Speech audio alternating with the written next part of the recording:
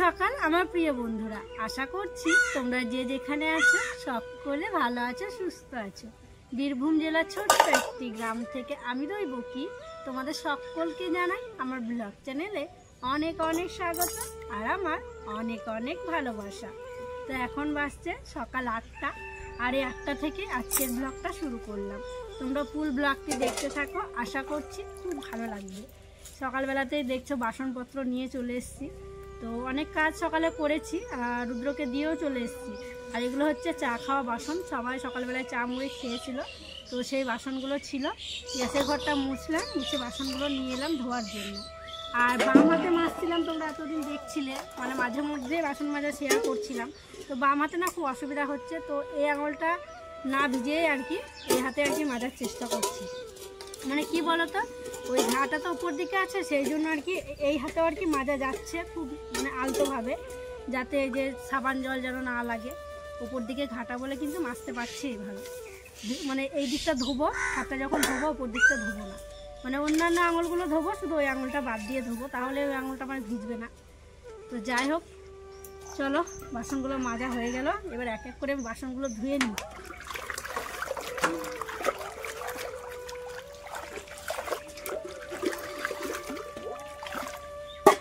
আর ধোয়ার সময় আমি কিন্তু এই হাত ব্যবহার করবো না, কারণ ধোয়ার সময় ব্যবহার করলে তো ভিজবে, গোটা হাতটাই ভিজাতে হবে, তো সেই জন্য ধোয়ার সময় ব্যবহার করছি না।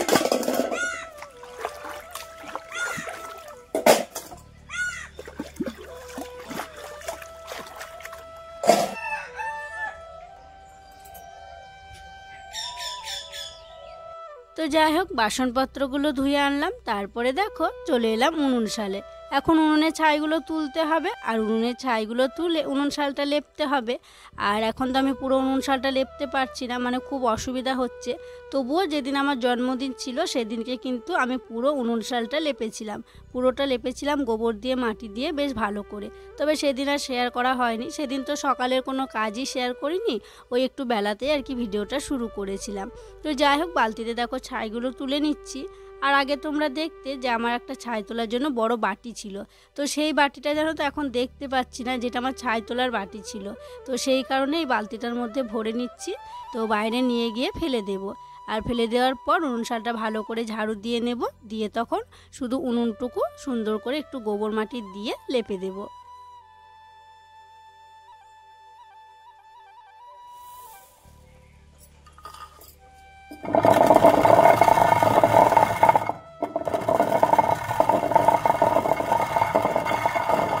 সেই দিনকে তোমরা দেখছিলে কাকা আর কাকিমা কলাই ছাড়াচ্ছিল, তো যেগুলো আর কি মাস কলাই বলে, তো আমরা এখানে কালো কলাই বলি।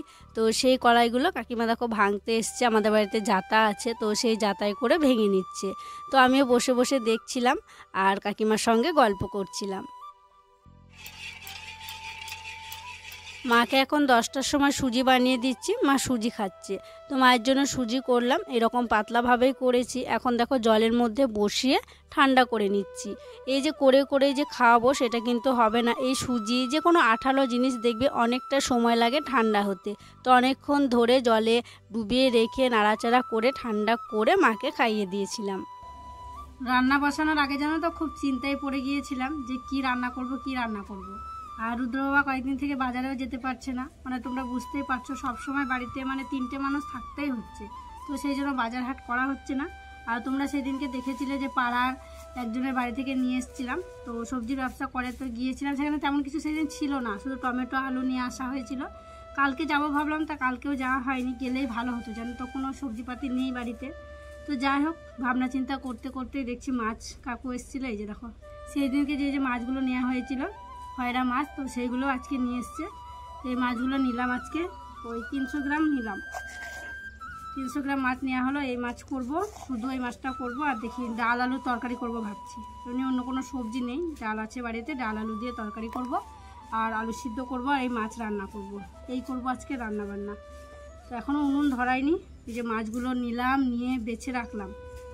প্রথমে দেখলাম দিয়ে ভাবলাম নেবো না, বাচ্চারা খেতে পারছে না, তারপরে আবার দেখছি যে কি রান্না করব। বাচ্চারা না খেতে পারলেও রুদ্র বাবা খুব ভালোবাসে জানো তো, রুদ্র বাবা, আমি, দিদি, বাবা সবাই পছন্দ করে।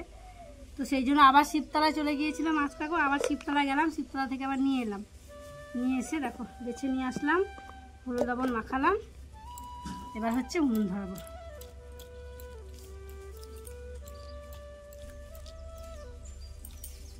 উনুন ধরাবো তাই হাতে নিয়েছি খড়, আর এখনও জানো তো আমার হাতে খড় ধরতে খুব ভয় করে, খুব ভয়ে ভয়ে নিয়ে এলাম। ওই যে একটা কাড়াল আছে ওইটা দিয়ে টানলাম, আকসিটাই করে টেনে ভালো করে খড়টাকে আগে ঝাড়লাম, ঝেড়ে তারপরে হাতে নিয়েছি। এই খড় থেকে আমার অনেক বড় দুর্ঘটনা ঘটে গেছে, তাই খড়ের থেকে খুব সাবধান থাকি, ভালো করে দেখে নিই তারপরে খড়ে হাত দিই। আমি বলে নয়, আমাদের বাড়ির প্রত্যেকেই। আর এদিকে এই যে উনুন সালটা সকালে লেপেছিলাম, আর এই যে ঘুটে ঢেলে রেখে গেলাম। চলো এবার উনুনটা ধরিয়ে দিই। কয়েকদিন তো ভয়ে খড় আনছিলাম না, মানে কি বলতো, খড় বিনা খড়ে আর কি আগুন জ্বালাচ্ছিলাম, ওই প্যাকেট দিয়ে দিয়ে আগুন জ্বালাচ্ছিলাম। খড় দিয়ে আগুনটা জ্বালালে বেশ ভালো হয়। এই যে খড় ধরিয়ে খড়ের উপরে ঘুটে দিয়ে দেবো, খুব তাড়াতাড়ি উনুনটা ধরে যাবে। যে ধোয়া হবে কিছুক্ষণ, ও কি ধোয়া হচ্ছে দেখছো, প্রচুর ধোয়া হচ্ছে। যত বেশি ধোয়া হয় তত তাড়াতাড়ি আর কি ধরে যায়। তো এভাবে কয়েকটা উপরে ঘুটে দেবো, কিছুক্ষণের মধ্যে উনুনটা ভালো করে দাও দাও করে জ্বলে উঠবে। চলো এদিকে উনুনটা জ্বলতে থাক, আমি ওদিকে হাঁড়ি কড়াইটা লেপে নিই, হাঁড়ি কড়াইয়ে মাটিটা লেপে নিই। তুমি আবার কি ডালপালা আনছো গো? ওটা আবার কিসের? ছাগলের জন্য? ছাগলই তো নেই আমাদের। ওই দেখো বরের কি কাণ্ড দেখো, খয়রা মাছ নেওয়া হয়েছে, মানে টমেটো নেই বাড়িতে, আমরা নেই, কিচ্ছু নেই, পাকা তেঁতুল নেই, আমাদের গাছের ডাল সমেত ভেঙে নিয়ে এসছে। ভাঙলা না কাটলা? ওই দেখো ঘোরাও, এদিকে একটু ঘোরাও। এই দেখো কেমন তেঁতুলের থক দেখো, কাঁচা তেঁতুলের টক খেতে দারুণ লাগবে। গাছের টাটকা টাটকা তেঁতুলের আজকে খয়রা মাছ দিয়ে টক। তারা ভালো করে দেখা, এদিকে নিয়ে এসো। এই দেখো তেঁতুলগুলো দেখো, এই যে কত তেঁতুল ধরেছে। তোমাকে কবে থেকে বলি আমাদের গাছের তেঁতুল হয়ে আছে, একটু পেরে এনে দাও, পেরে এনে দাও। জানো তো পাড়া বাগড়ে খাওয়া হয় না, মানে পেরে এনে দেয় না, মানে অন্য পাড়ার মানুষের পেরে খেয়ে নেয়, আমরাই কম খাই। রাখো এখানে রাখো, গাছ সমেত তোমাকে দিয়ে দিলাম। দেখি কি করো তুমি আজকে, খয়রা মাছ দিয়ে তেঁতুল দিয়ে টক, কাঁচা তেঁতুলের টক। বর এনে দিল গাছের টাটকা টাটকা কাঁচা তেঁতুল, আর ডালটা নিয়ে দেখো আমি চলে এলাম ঠিক দরজার সামনে। তো এখানে বসে বসে তেঁতুলগুলো ছাড়িয়ে নেব। এই ডাল সমেত যদি রাখি অনেকটা জায়গা লাগবে, ভাবলাম ছাড়িয়ে একটা জায়গায় ভরে রাখবো, তাহলে বেশ অনেক কদিন টক খাওয়া যাবে। আর তোমরা অনেকেই কমেন্ট করে বলো যে তোমরা তো টক খাও কেন, টক খেও না। তো কি জানো তো, টক খেতেও আমাদের এমনিতেই ভালো লাগে, আর এই মধ্যবিত্ত ফ্যামিলিতে না টক না হলে হয় না জানো তো। আর কতই বা ভালো মন্দ খাবো বলো, চারিদিকে তো খরচাপাতি আছে, হিসাব করেই কিন্তু আমাকে সংসারটা চালাতে হয়। তো সেই জন্য প্রত্যেক দিন আর ভালো মন্দ খাওয়া হয় না, এই টক শাক সবজি এইসব খেয়েই কিন্তু আমাদেরকে কাটাতে হয়। এগুলো বললাম বলে তোমরা আবার কিছু মনে করো না। তো যাই হোক দেখো তেঁতুলগুলো অনেকগুলো হয়েছে, এই যে ছাড়িয়ে বাটিটার মধ্যে রেখে দিলাম। এবার একটা প্যাকেটের মধ্যে রেখে দেবো বেশ অনেক কদিন, তাহলে টক করে খাওয়া যাবে। তো যাই হোক এদিকে দেখো মাছগুলো ভাজতে শুরু করেছি, ওই দিকটায় ভাতের জন্য জল দিয়েছি, এখনও চাল দেওয়া হয়নি। আর এদিকে মাছগুলো আমি এক এক করে ভেজে নেব। আর এই যে মাছগুলো দেখছো, মাছগুলো দিয়ে কাঁচা তেঁতুল দিয়ে আজকে টক বানাবো। ইস কি যে ভালো লাগবে, এই মাছ দিয়ে কাঁচা তেঁতুলের টক দারুণ লাগবে জানো তো। তো যাই হোক সমস্ত মাছ ভাজা হয়ে গেছে, সব মাছ ভেজে নিয়েছি। তারপরে এবার হচ্ছে হাঁড়িটাকে ওইদিকে দিয়েছি, কড়াইটাকে এই দিকে দিলাম। আর এখানে মানে টকটায় আমি কি দিচ্ছি জানো তো, ওই লঙ্কা আর পেঁয়াজ বাটা, তেল দিয়েছিলাম, পাঁচফোড়ন দিয়েছিলাম, আজকে আর পেঁয়াজ কুচি দিইনি, পেঁয়াজ আর লঙ্কা বাটা দিয়েছি। তারপরে দেখো মশলাটার ওপরে ভেজে রাখা মাছগুলো দিয়ে দিলাম। এবার ভালো করে মশলার সাথে মিশিয়ে নেব, দিয়ে একটুখানি ফুটবে, দিয়ে ওই যে তেঁতুলগুলো জলটা রেখেছি ওই জলটা দিয়ে দেব। কাঁচা তেঁতুলটা আমি আগে একটু সিদ্ধ করে নিয়েছিলাম, মানে বেশিক্ষণ লাগে না, একটু ভাপ দিলেই সিদ্ধ হয়ে যায়। তো ভালো করে চটকে নিয়ে দেখো তেঁতুল জলটা দিয়ে দিলাম। এবারে ভালো করে নাড়াচাড়া করে দিচ্ছি, তো হালকা আছে একটু ফুটিয়ে নেব, তারপরে তখন টকটা নামিয়ে নেব। ওইদিকে আমি ভাত বাড়তে শুরু করেছি, আর টাইম কলে জল চলে এসছে, কি আনন্দ দেখো, সবাই মিলে কলে জল পড়া দেখতে এসছে। রুদ্র তো মায়ের ভাত, রুদ্র বাবা মায়ের ভাতটা মাখতে মাখতে চলে এসছে জল দেখতে। দেখলে তোমাদের কলে? বৃষ্টিকে আমি মানে ডাকছি, বৃষ্টি কলে জল পড়ছে বলে, বৃষ্টি ভাবছে যে কি হলো, বোধহয় ভয়ে চমকে গেছে ডাকা শুনে।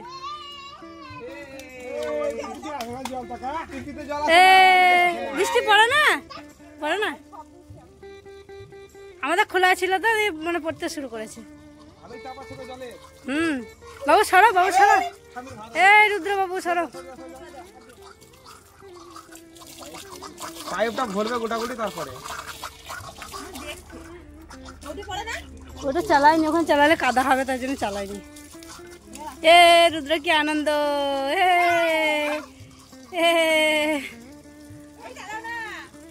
চালাও না কাদা হবে। পড়ছে কই? আসবে খুলিও না কাদা হবে, শব্দ হচ্ছে, আসবে। এটা খোলা ছিল না বলে এটা পড়তে শুরু করেনি, আর ওটা খোলাই ছিল বলে এটা পড়তে শুরু করেছে। দুটো করে চেক করা হলো কেমন জল পড়ছে, তারপরে দেখো কাকাদের বাড়িতে কেমন জল পড়ছে দেখতে চলে এসেছি। কাকাতে চালানো ছিল না, প্রথমে শব্দ ছিল, পড়ছিল না, তো এখন দেখো বেশ ভালোই জল পড়ছে। আর ওপরটা একটু লিক হচ্ছে বলে কাকা আর কি মানে একটু টাইট করার চেষ্টা করছে। আর কাকাদের এই যে একজন কমেন্ট করে বলেছিলে কাকাদের কোথায় কল বসিয়েছে দেখাবে, তো এই যে দেখো এখানটায় বসানো হয়েছে। আর ফুল গাছগুলো আমার যে অবস্থা বৃষ্টির সেই অবস্থা, ফুল গাছ লাগিয়েছি ঠিক ওখানেই কল। তো ফুল গাছগুলো এখন আর কি ফুল ফোটানো হবে, পরে তখন কলতলাটা আর কি ভালো করে নেওয়া হবে। তো এই যে এখানটায় কল নেওয়া হয়েছে, এই যে ফুল গাছগুলো আছে তার ঠিক নিচে। ভালোই চাপ আছে বলো, কি আনন্দ সবার, কলে জল এসছে, বৃষ্টি আনন্দ। আর তোমাদের তো ভালো গো, কি সুন্দর রোদে বসে চাল করা হবে এই সময়। তোমাদের সকালেও ভালো, কিন্তু আমাদের সকালে ওখানে রোদ থাকে না, আমাদের মানে দুপুরের দিকে রোদ আসে। তো যাই হোক চলো খেতে দেবো, আমি খেতে দিতে এসছি হাতে। দৈবকে খেতে দিতে চলে এসছে, খাওয়া দাওয়া বাদ দিয়ে, খাবার দাবার বাদ দিয়ে। এবার নাও যত বাসন দেওয়া যাও, যত চান করবো করো, আপন চলে এসছে। কেউ লাইন দেবে না, কেউ ঝগড়া করবে না, কেউ মারপিট করবে না, নিজের কলে নিজের মতো করবে। চলো এসো। তো দেখো খাওয়া দাওয়া করতে বসে পড়লাম, আর খাওয়া দাওয়া করতে বসতে না অনেকটাই দেরি হয়ে গেল। তখন ভাত বাড়তে শুরু করেছিলাম, মায়েরটা বেড়েছিলাম আর রুদ্রটা, তারপরে দেখছি কলে জল চলে এসছে। দিয়ে শুধু আমাদের বাড়ি কাকাদের বাড়ি বলে নয়, দিদিদের ওই চালাঘর আরো 2-4টে বাড়ি ঘুরে এলাম, কার কলে কেমন জল পড়ছে, কোথায় লিক হচ্ছে না হচ্ছে, মানে কি বলবো, সবাই খুব খুশি। মানে অনেকেই কলে মানে কাদের বাড়িতে কেমন জল পড়ছে সবাই দেখতে আসছে, আমি যে শুধু দেখতে গেছি তা নয়, আমাদের বাড়িতে অনেকে এসেছিল। তো মানে গ্রামের সবাই আজকে খুশি, জানো তো, খুব খুশি, বাড়ির সবাই খুব খুশি। তো যাই হোক চলো, অনেকটা বেলা হয়ে গেল, 3টে বাজতে যাচ্ছে, কল দেখতে দেখতে অনেকটা টাইম পেরিয়ে গেল। এখন খিদেও পেয়ে গেছে, চলো তাড়াতাড়ি খাওয়া দাওয়া করে নিই। আর ওই যে রান্না বান্না হয়েছিল আলু সিদ্ধ, আর ওদের 2-3 জনের জন্য তো ডিম সিদ্ধ করা হয়েছিল, ওরা খেলো। আর ওই যে ডাল তরকারি করা হয়েছে, আর মাছের টক, কাঁচা তেঁতুল দিয়ে মাছের টক। চলো খেয়ে নিই। খাওয়া দাওয়া করার পর আমি ওই জায়গাটায় এঁঠো দিয়েছিলাম, আর দিদি গেছিলো বাসনগুলো ধুতে। তো বাসনগুলো দিদি প্রথমে পুকুরেই ধুয়েছিল। আর কি জানো তো, এখানে ওই যে ফুল গাছগুলো আছে, তো সেই জন্য এঁঠোগুলো নিয়ে আসা হচ্ছে না, মানে এঁঠো ফেলবো না বলে আর কি প্রথমে বাসনগুলো নিয়ে আসা হয়নি। আর পুকুরে ধুয়ে আনার পর তো আর একবার কলের জলে ধুতে হয়, তাই আমি দিদিকে বললাম আমাকে দাও, আমি কলের জলে ধুয়ে নিচ্ছি। তবে এই যে জলটা এখন পড়ছে, জলটা খুব চকচকে নয় জানো তো, মানে এখন পাইপের জলটা আসছে, তো কলগুলো এখন খুলে রাখতে বলেছে। তবে এই যে এই জায়গাটা কাদা হয়ে যাচ্ছে বলে কলটা এখন খুলে রাখা হচ্ছে না, ওই যখন প্রয়োজন পড়ছে আর কি চালানো হচ্ছে। তো নালা একটা করতে হবে, দিয়ে কলটা একটু ছাড়তে হবে, সবাইকে বললো কলের জলগুলো একটু ছেড়ে দেওয়ার জন্য। তো কাদা হয়ে যাচ্ছে, উনুনটা সেই ভিজে যাবে, তো সেই জন্য ছাড়া হচ্ছে না। তো যাই হোক খুব ভালো লাগলো, খুব খুশি আজকে আমরা সবাই, এই যে বাড়িতে বাড়িতে কলে জল পড়ছে, মানে নিজের ইচ্ছা মতন এবার ব্যবহার করতে পারবো, তো সেই জন্য খুব খুশি লাগছে। নতুন কলেই দেখো আজকে বাসনগুলো ধুয়ে নিলাম। সন্ধ্যা হয়ে গেছে, আর আমি দেখো চা বসিয়ে দিয়েছি।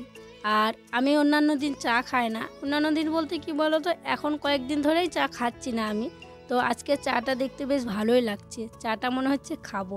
কি বলো তো, পাউডার দুধে চা করা হয় তো, আজকে রুদ্রর বাবা ওই 20 টাকা প্যাকেটে যে দুধগুলো হয় প্যাকেটেরগুলো নিয়ে এসেছিলো, প্যাকেটের বলতে গোলাগুলো। আর গোলা দুধের চাগুলো দেখতে ভালো লাগে আর খেতেও ভালো লাগে। তাই আমি রুদ্র বাবাকে বলছিলাম চাটা দেখতে বেশ ভালো লাগছে, সন্ধেবেলা আমি চা খাই না, আজকে একটু খাবো। আর আমি কখন চা খাই জানো তো, যখন বাড়িতে কোনো আত্মীয় আসে, একসঙ্গে মুড়ি মাখি, একসঙ্গে চা মুড়ি খাই, তখন আমি চা খাই, তোমরা দেখতে পাও। তাছাড়া এমনি আমি রোজ দিন আর কি চা খাই না, ওই বাড়িতে সবাই খাই মোটামুটি, শুধু আমি খাই না। তো দেখো চায়ের কালারটা কিন্তু বেশ ভালো লাগছে। আর একজন তো কমেন্ট করে প্রায় বলে যে তোমার চা করা দেখে আমার খুব লোভ হয়, তোমার হাতে চা খাবো। তো অবশ্যই আমাদের বাড়ি এসো, তাহলে আমি তোমাকে এইভাবে চা বানিয়ে খাওয়াবো গো। আজকেও সন্ধেবেলা কর্তাগিন্নিতে গিয়েছিলাম বাজার করতে, ওই যে বললাম না পাড়াতে বাজার পাচ্ছি এখন। তো দেখো এক ব্যাগ একদম বাজার করে নিয়ে এসেছি, এখানে দোকান বাজারও করে নিয়ে এসছে রুদ্র বাবা, আমি আবার সবজি বাজারও করলাম, দুজনেই একসাথে গিয়েছিলাম। তো এই যে দেখছো গাজর নেওয়া হয়েছে, চালনে রাখছি কারণ এগুলো একটু শিশিরে দেব। আর মূলো নিয়েছি, আর মূলোর সাথে জানো তো মূলো শাকও ছিল, তাই ভাবলাম কালকে শাক করা যাবে। আর বাইরের এখানেই বসলাম কারণ এইগুলো এই যে শিশিরে দেব। এই যে মূলো থেকে শাকগুলো আলাদা করে নিচ্ছি, যে শিশিরে রাখবো। আলাদা না করলে হবে, মূলোটা তো শিশির পেলে ভালো হবে বলো, মূলোটা টাটকা হয়ে থাকবে, তাই আর আলাদা করছি না। প্রথমে ভেবেছিলাম আলাদা করবো, একসঙ্গে দেখো এখন রেখে দিচ্ছি। এই যে একটুখানি হবে আর কি শাকটা, তো ওই শাক দিয়ে একটু মূলো দিয়ে আলু দিয়ে কালকে একটু আর কি মূলো শাক ভাজা করা যাবে। আর এই যে রুদ্র বাবা দোকানে গিয়েছিল, চাউমিন নিয়ে এসছে, রুদ্র কালকে টিফিন নিয়ে যাবে। রুদ্র আর ভাগ্নি চা নিয়ে এসছে, আর রুদ্রর জন্য বিস্কুট নিয়ে এসছে। ও ওই যে 3 টাকা প্যাকেটের বিস্কুট খায়, তো ওই বিস্কুট এনেছে। আর এখানে নিয়েছি পটল, আর বের করছি না, এগুলো ঘরে রাখবো। নিয়েছি আলু 2 কিলো, আর নিয়েছি টমেটো। তো এইসবই সবজি বাজার করা হয়েছে। আর শাকগুলো দেখো একটু নেতিয়ে গেছে, মানে সকালকার তো সেই জন্য একটু নেতিয়ে গেছে, সেই জন্য শিশিরে রাখবো। আর এদিকে দেখো গাজরগুলো সেই দেশি গাজর যেগুলো কমলা রঙের হয় সেগুলো নয় গো, সেই লাল লাল যেটা হয় সেইটা। তো গাজরগুলো দেখে মনে হচ্ছে খারাপ, তবে ভিতরটা বেশ ভালো, তবে একটু শুকনো শুকনো ভাব আছে। তো যা পেলাম ওই আর কি নিয়ে এলাম, কালকে চাউমিন করবো সেই জন্য।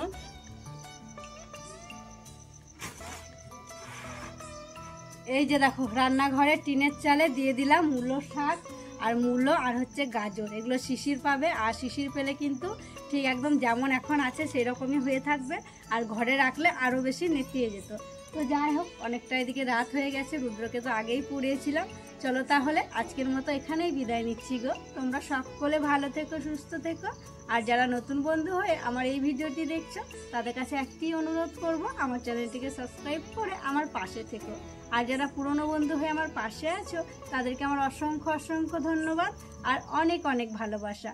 দেখা হবে আবার পরবর্তী ব্লগে।